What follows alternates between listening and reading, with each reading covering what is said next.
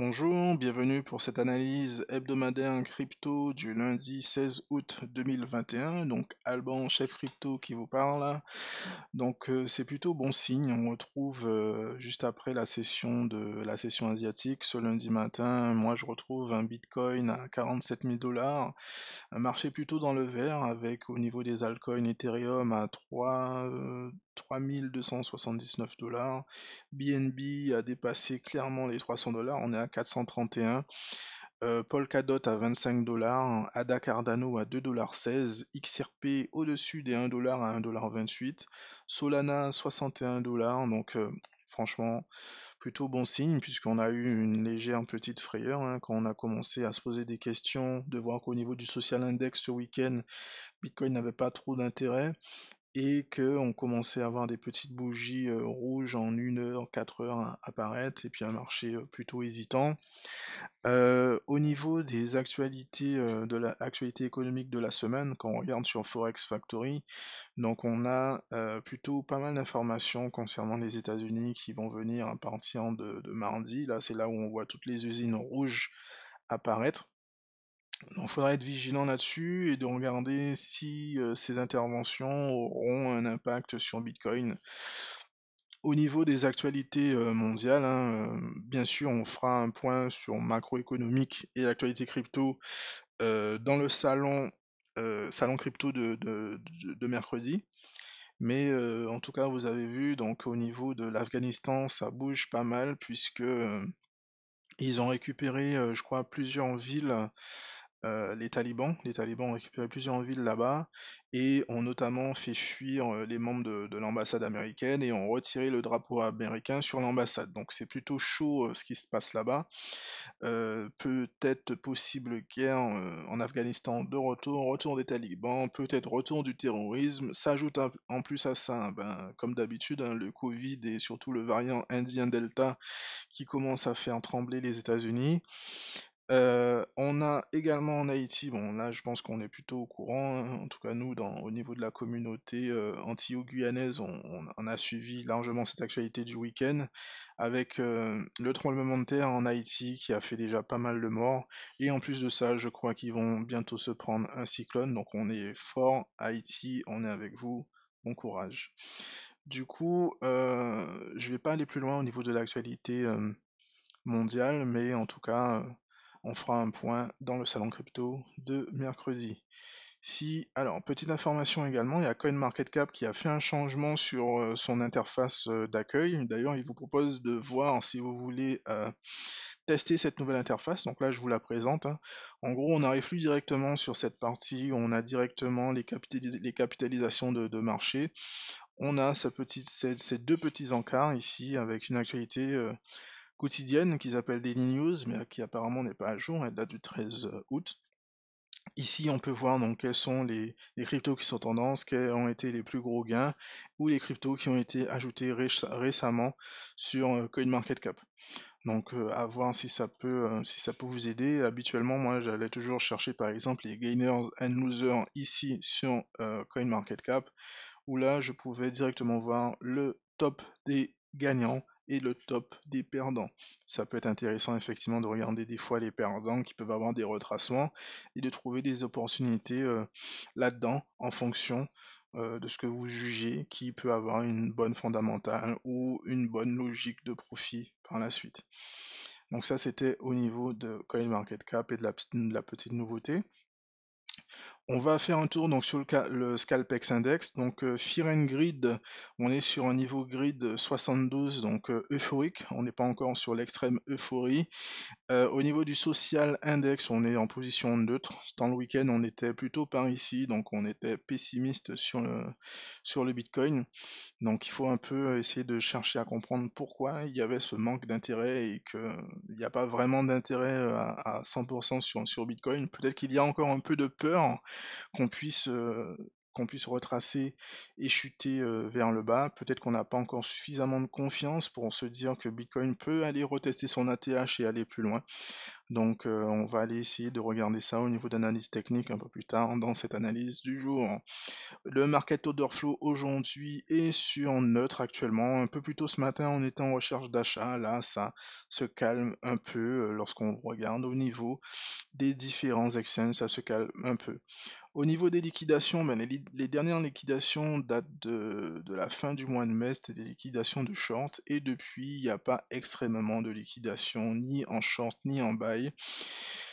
Pour l'instant, le marché évolue et fait son cours. Quand on regarde plutôt au niveau du graphique, là, du graphique journalier, au niveau du Scalpex Index, donc on voit, hein, j'avais déjà deux zones qui étaient des zones de haut du range et également une zone ici de confluence qui a à la fois servi de résistance et de support également ici en termes de prix. Donc j'observais donc ces deux zones-là, hein.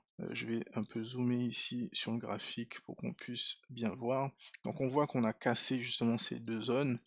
On a une tendance haussière bien établie, hein, un creux ici, un creux ici, un creux bas de plus en plus haut, un creux bas de plus en plus haut, et ainsi de suite. Pour l'instant, on n'a pas encore cassé cette tendance haussière. Donc plutôt bon signe pour le Bitcoin. Par contre, ici sur ce mouvement baissier, donc j'avais tracé un Fibonacci histoire de récupérer justement une zone de short. Donc on voit qu'on arrive justement dans cette zone de short où là justement normalement les vendeurs devraient commencer à réapparaître et on voit que justement on réagit puisque lorsqu'on est rentré dans cette boîte, on a commencé à résister à ce prix. Donc on verra maintenant si Bitcoin peut casser cet objectif. On verra dans l'analyse aussi plus tard, hein, que je pourrais aller mettre un Fibonacci plus haut et justement vous vous rappelez revoir nos zones d'objectif pour pouvoir récupérer un peu de cash sur nos altcoins. Au niveau du BLX, donc le BLX c'est l'indice qui va donner le prix réel et le prix juste du Bitcoin avec une méthode de calcul, on s'en fiche. En tout cas, le but c'est de voir quel est le prix réel de Bitcoin. Ce graphique donne l'avantage d'avoir un historique sur Bitcoin qui remonte beaucoup plus loin. Je crois qu'on remonte à 2012 sur le Bitcoin, donc ça peut être intéressant lorsqu'on fait nos analyses d'historique, d'utiliser le BLX pour un peu se repérer dans le temps et voir si ce qui s'est produit dans le passé peut se reproduire dans le futur au niveau de nos analyses techniques. Donc on voit qu'on a bien eu un support ici sur cette zone de prix. Là, attention, mon graphique est en échelle logarithmique. Ici, on a la zone de support à ce niveau. On est en graphique weekly, donc à voir, est-ce qu'on va justement retourner par ici et qu'est-ce qui va se passer? Le gros du combat, même si c'est vrai que sur tout ce parcours-là, il est assez périlleux, mais lors du haut ici de ce range, voir est-ce que on va casser par ici, et si on casse par ici, et ben là, c'est tout bénef pour Bitcoin. Et si également faire attention de ne pas faire un sommet par ici, et du coup d'avoir une tendance baissière. Donc ce sera plutôt intéressant de voir ce qui va se passer sur Bitcoin dans les prochaines semaines et prochains mois. Au niveau du DXY, donc l'indice du dollar, quand on regarde le DXY, donc pour l'instant on a toujours un rejet au niveau de cette zone ici. À voir est-ce que le dollar va reprendre de la force et comme j'ai toujours dit, pour voir un dollar puissant, il faudra vraiment casser cette zone-là. Et pour l'instant, tant qu'on reste en dessous, pour l'instant, pour moi, je pense que ça profite à Bitcoin. Alors, oui, donc on a vu le DXY. Quand on regarde maintenant, on va regarder peut-être la dominance de Bitcoin par rapport aux altcoins. Donc on voit que pour l'instant, pas trop d'évolution. On a une dominance de Bitcoin qui chute et qui a probablement risque de continuer à chuter. Et bien sûr, ça continue toujours à profiter aux altcoins qui deviennent peut-être plus puissantes et qui performent par rapport à Bitcoin. Donc ça reste intéressant de voir. Et ensuite, bon, là ici on a une zone là, de rebond par ici, une zone de rebond par ici. Donc probablement que dans les prochaines semaines, alors là c'est vrai que je suis en journalier, si je regarde en weekly, effectivement on a des chances peut-être d'aller se retrouver par ici. Donc à suivre au niveau des altcoins. Qu'est-ce que ça pourrait donner? Au niveau de Bitcoin, si on regarde sur mon graphique configuré justement pour les investissements, donc je suis en graphique weekly, on voit que, alors rappelez-vous, hein, j'avais la zone de haut du range, c'est là que j'avais tracé euh, mon Fibonacci pour retrouver ma zone d'objectif. Donc là, je l'ai refait ce matin. J'ai pris vraiment l'ATH de Bitcoin, le plus bas du retracement, et donc j'ai une zone d'objectif qui est ici entre 51 000 et 57 000 dollars.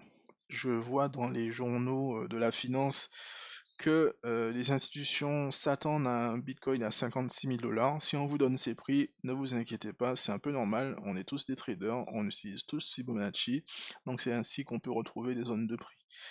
Du coup, rappelez-vous, hein, moi, ma stratégie, là, on voit, hein, Bitcoin ne cesse de progresser. D'ailleurs, c'est incroyable de voir que des bougies vertes hebdomadaires. C'est franchement incroyable. Il n'y a aucun rejet jusqu'à maintenant. Sauf qu'il faut être vigilant. Là, j'avais une zone d'objectif ici, hein, quand je passe, par exemple, en 3 jours. J'avais repris, ou même en daily, hein, je crois qu'on peut la voir. J'avais repris ce petit retracement baissier qui me donnait une zone d'objectif ici dans cette boîte grise. Et on voit que dès qu'on est arrivé dans cette boîte, au sommet de cette boîte, ben, on a eu un rejet. Et là, on est en train de la travailler, cette boîte. L'objectif, c'est de casser cette boîte par le haut. Retourner ici dans notre boîte d'objectif finale, hein, on va dire, ou qui est ce qu'on appelle une zone de short, où normalement les shorteurs devraient se réveiller. Et lorsqu'on regarde, on peut même constater que ça correspond quasiment au prix des volumes profile, hein. Quand on voit ici, donc on a une zone de prix à ce niveau qui a été travaillée, donc on l'a cassée. La prochaine zone de prix, c'est par ici, lorsqu'on arrive justement dans notre boîte.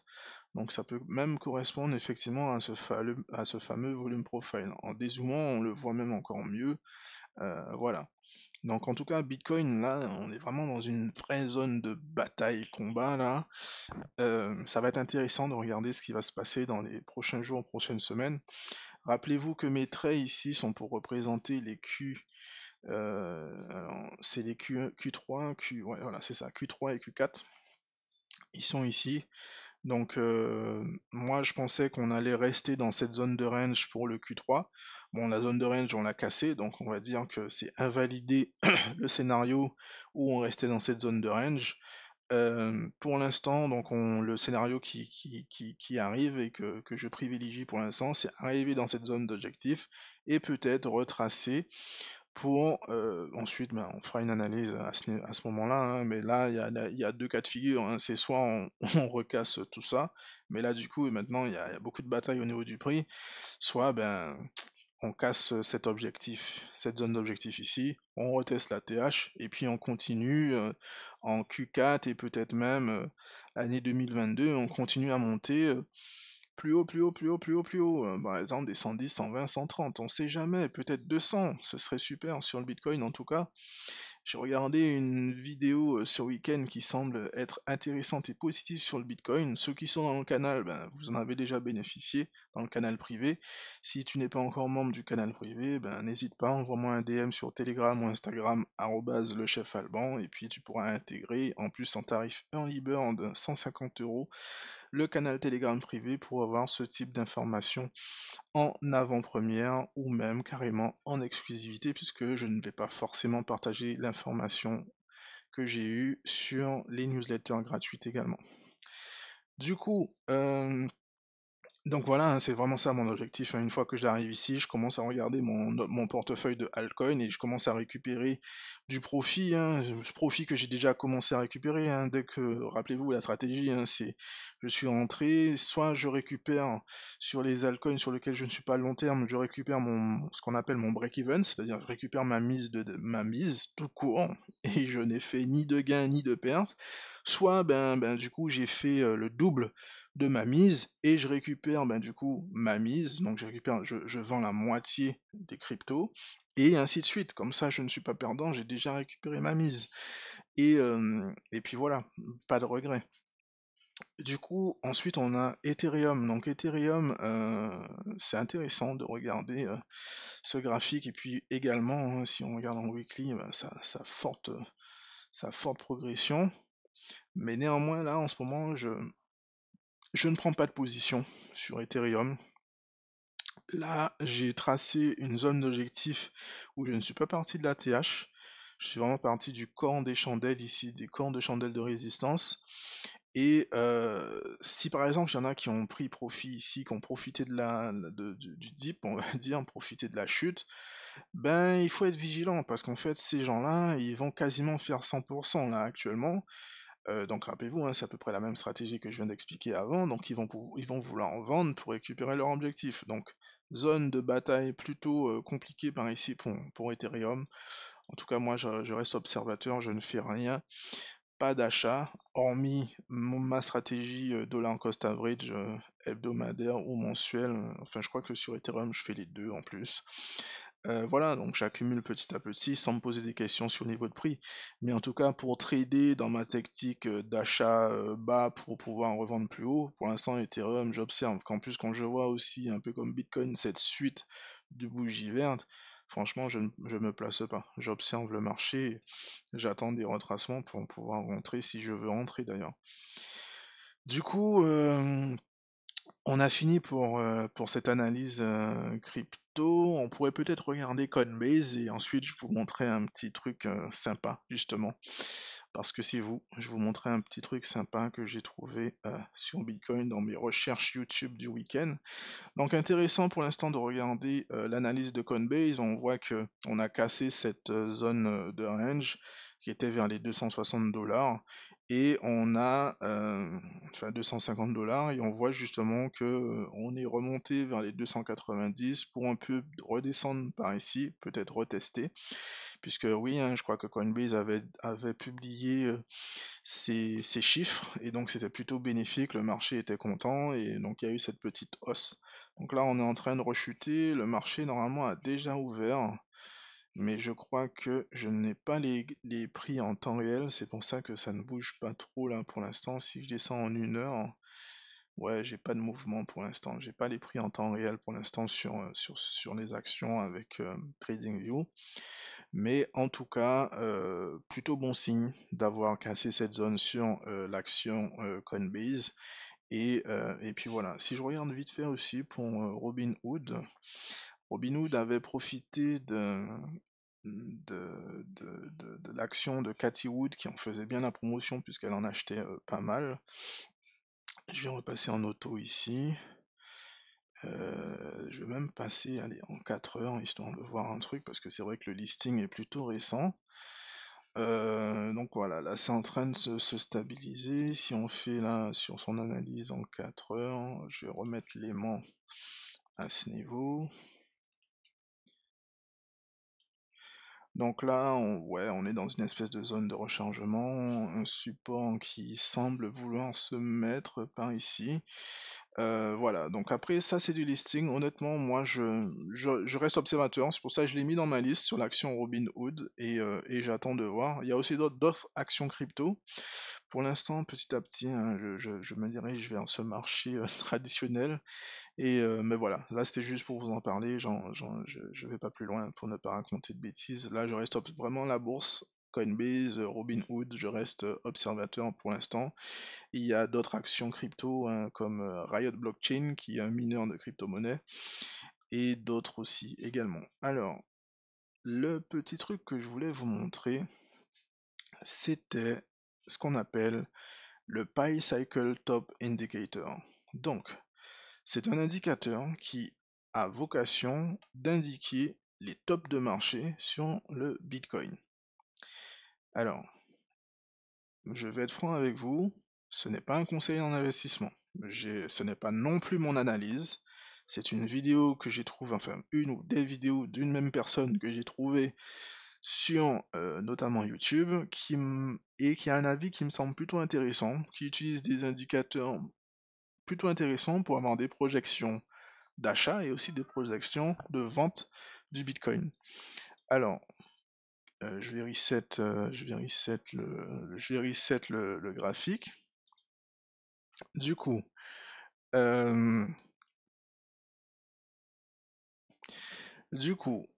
si je fais zoom out, non, enfin, c'est reset les axes. Du coup, l'objectif, enfin le principe de cet indicateur est de dire que lorsqu'il y a un croisement des lignes sur la courbe, cela indique qu'il y a eu un top de marché, c'est-à-dire qu'il y a eu un sommet de marché. Je l'ai vérifié ce matin, je ne vais pas vous le montrer pour ne pas perdre du temps, mais je vous invite à aller regarder. Si vous voulez regarder aussi justement toute cette historique depuis 2012, eh ben l'idée ce sera d'utiliser justement le BLX, le Bitcoin Liquid Index que je vous ai montré plus haut. Vous pourrez donc vérifier les dates. Ici, il y a eu un croisement. Donc, le croisement était vers le 29 mars 2013. C'est ça. Vous pourrez vérifier, ou même avril. Vous vérifiez en fait que quelques mois avant, il y avait eu en effet un top de marché. Ensuite, il y a un autre croisement par ici, en août 2013. Vous pourrez aller vérifier. Quelques mois, quelques semaines avant, il y a eu un top de marché sur le Bitcoin. Ensuite, il y a un autre croisement qui est par ici, aussi en 2014. Top de marché, vous pourrez aller vérifier. Celui qui est le plus connu, c'est le top de marché de 2017. Donc en 2017, il y a eu un croisement. Et en fait, quand vous regardez, là par exemple on est en février 2018, ben vous regardez juste avant, il y avait eu le top de marché. Et là en fait, ce qui va se passer, c'est qu'on va zoomer ici sur cette partie du graphique. Et on verra que on n'a pas eu de croisement. Le retracement qu'on connaît actuellement là, en réalité, sur cet indicateur, il n'y a pas eu de croisement. La ligne orange est toujours vers le bas et la ligne verte est toujours vers le haut. Ce qui veut dire que, alors oui, hein, vous pouvez retrouver donc ça sur Look into Bitcoin, vous cherchez PyCycle Top Indicator, vous allez retrouver le même graphique que moi. Ça voudrait dire que, pour l'instant, théoriquement, on n'a pas eu de top de marché. Donc cette ouverture a eu lieu en mai. Pour l'instant, on est à presque la fin du mois d'août, 2 mois.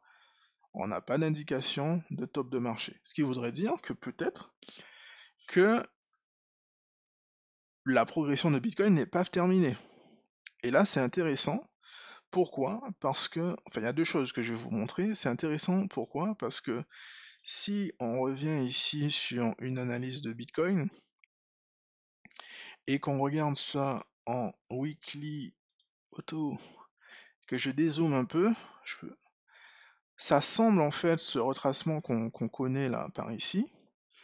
Pour moi, ça pourrait peut-être dire que finalement, on était dans quelque chose, dans un mouvement comme ça, que j'ai identifié ici. J'en avais déjà parlé en plus dans des précédentes analyses. À voir, peut-être aussi que ce mouvement parabolique là de Bitcoin n'est tout simplement pas terminé. Intéressant en tout cas de voir ce point de vue. Et je vais vous montrer quelque chose là pour vous qui êtes là, qui regardez cette analyse en mode gratuite. Là, je vous montre quelque chose que j'ai partagé justement dans le canal Telegram privé en avant-première hier. Ici, vous avez un indicateur que vous pourrez retrouver ici hein, sur ce site-là. Vous cherchez ça.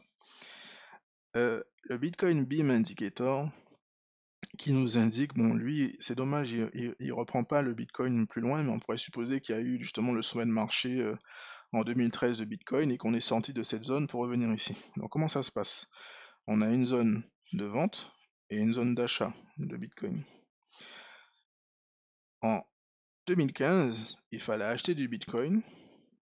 On a eu le sommet de marché en fin 2017-2018. Et là, il indiquait qu'il fallait vendre. À cette période-là, c'est la période où en plus moi j'ai commencé à acheter du Bitcoin.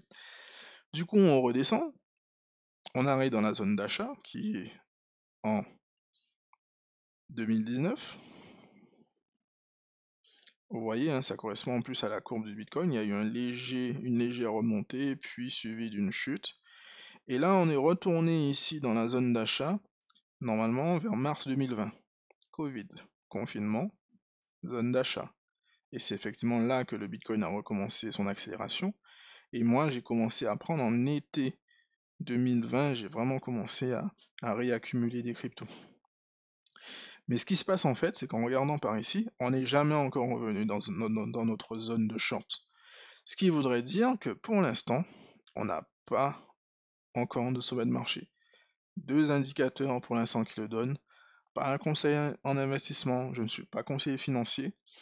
En tout cas, j'en parle, c'est intéressant. C'est vrai que la chute nous a fait mal, nous, investisseurs, mais c'est vrai qu'il faut reculer, regarder le plan sur un grand angle de vue, resetter notre état d'esprit, notre psychologie, peut-être un peu quitter un peu les marchés, hein. Peut-être que ça va se passer, que je vais un peu essayer de me retirer un peu des marchés, histoire de regarder un peu mon portefeuille de recul. Mais en tout cas, voilà, je voulais vous présenter ces deux indicateurs qui sont, voilà, histoire de vous faire un avis là-dessus. Du coup, voilà, ben merci et puis à bientôt pour une prochaine analyse hebdomadaire et peut-être aussi rendez-vous au Salon Crypto si vous êtes membre du canal privé. Allez, à bientôt.